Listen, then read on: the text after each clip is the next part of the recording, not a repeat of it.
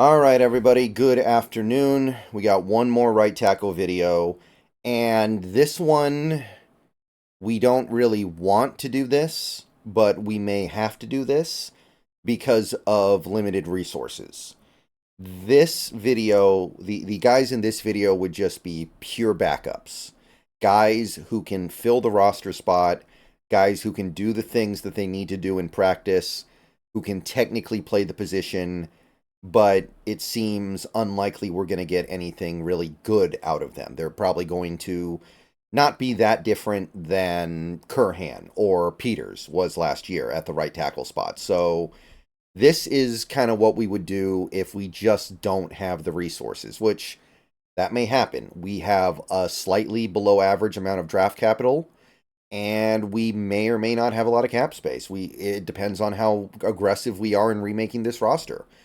If we keep a guy like Quandre Diggs, then we're probably not going to have a lot of cap space. If we keep Tyler Lockett at his current cap hit, we're not going to have a lot of cap space. Those are the decisions that we have to make. I assume Adams is gone, but if we trade Geno, by the way, and at this point I really don't think that we will, but if we do trade Geno Smith, then we have to go pay another quarterback, so that actually costs us money now because we're paying Geno about the same amount either way. And it's just possible that we don't have the resources to invest heavy in right tackle, so we just have to cross our fingers. And I understand. I'm not going to be furious if this is the path we take or anything.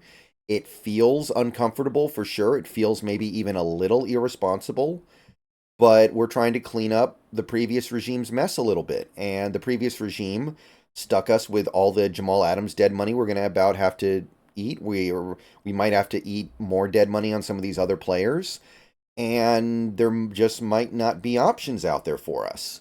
So if that's the case, we just go, okay, Abe Lucas, you better play 17 games this year or we're in big trouble. So let's take a look at some options here. First guy, this would be a pure minimum guy. This guy would cost barely over $1 million for 1 year. I think he would just be happy to continue to play in the NFL. It's Charlie Heck. And this one's interesting for a completely unrelated reason.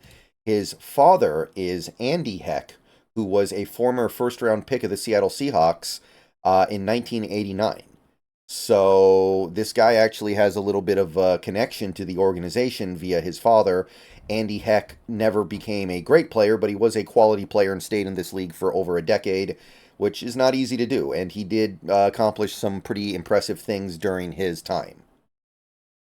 So Charlie Heck has been playing for the Texans these last few years. He's not been really good, but he has had a couple of moments of capable play. This last year, not so much, but you go back to 2022, he was passable as a backup. He actually was basically the full-time starter back in 2021, played passably. It's not He's not completely inept. He's not like Scott Kessenberry. Remember that guy who's been bouncing around the league and he's always just atrocious? Charlie Heck's a little better than that, but not by a lot. And I still look at him and I still say that guy will be lucky to be in the NFL going forward. He'll probably take the minimum, which is like going to be like what 1.1 million for him. And for 1 year, 1.1 million, you're going to get what you pay for. But I'm not really saying that as a compliment. Usually when I say you get what you pay for, it's a good thing. Like, you get what you pay for with a lot of players on this Seahawks team where I'm happy with that. But with a guy like Charlie Heck, you're saying it because you're not going to get much, but he's not going to charge you much for it. Had to dig pretty deep for these next couple guys. Cornelius Lucas. Cornelius Lucas has actually played a lot of left tackle in his career, but I took a look at some of his recent play.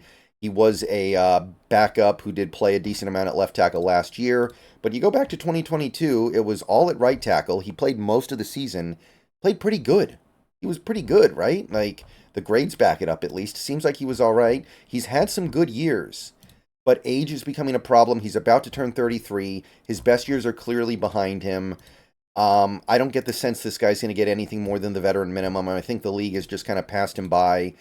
In a way, you could say there isn't a lot that separates him from Billy Turner, but I feel like Billy Turner is going to have a little more gas just based off reputation. But Cornelius Lucas is kind of an option in that range, and maybe you could get him for like veteran minimum because there won't be a market for him. And then you stick him at backup right tackle, and maybe you're not going to do much worse than you were doing with theoretical Billy Turner. He is a slightly on the bigger side as well, by the way, so I don't know about the scheme fit, especially at 33. But there's some reason to be optimistic about Cornelius Lucas as a backup player. Again, I wouldn't give him any more than the minimum. But this is a workable option, I think, if you're looking for just a pure backup. And then there's one more guy I was able to dig up here. This is another guy who would be in that pure backup zone. Just give him the minimum, and he'll be happy just to have a job in the NFL. Chukwuma Okorafor. Chukwuma Okorafor, not really a scheme fit, but at the very least he's young. There is some talent here, but he is kind of a draft disappointment. He was a third-round pick by the Steelers and didn't really live up to that. Last year he played passably. The year before that he was actually the full-time starter and he played pretty decently. Year before that, just kind of like bleh, right? There's nothing over the top here. It's just kind of all okay play. The best thing you can say about him is that he's been playing a lot, but it feels like the league has kind of just accepted that he is what he is at this point, and I'm not getting the sense he's going to have a big market. I think he's going to be a veteran minimum type player, maybe slightly more. And again, I don't know about the scheme fit, even though he's only going to be 27, because he is a little bit of a bigger guy and slower guy. Even when he came out of college, he was slow, 5.3140.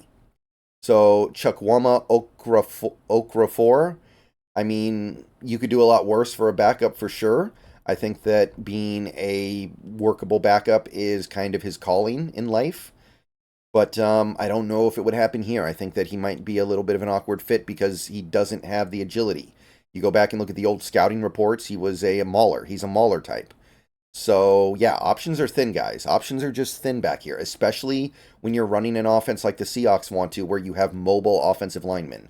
The mobile offensive linemen tend to get paid because it's a rare and valuable skill set. But that's really about it. There are going to be other guys out there that aren't that radically different than a guy like Charlie Heck. Like, you could probably go reach into a grab bag of free agent tackles in, like, July and pull one out, and he's going to be about as good as Charlie Heck would be. So there are other names that you could throw out there if you want a veteran backup. But those are the guys who kind of stood out to me after studying this a little bit. So let me know what you guys think. Let me know if you guys think I missed anybody. Let me know if you guys think any of these guys would go a little beyond the typical backup. I know it's super dry out there. I know it's super thin out there, but such is the nature of the right tackle position right now. It's hard to find the big guns. It's hard to find the big-time players. So we do the best that we can, and we usually conclude there's not really a good solution here. All right. See you guys later. Go Hawks. And right tackle is done. Moving on to new topics starting tomorrow.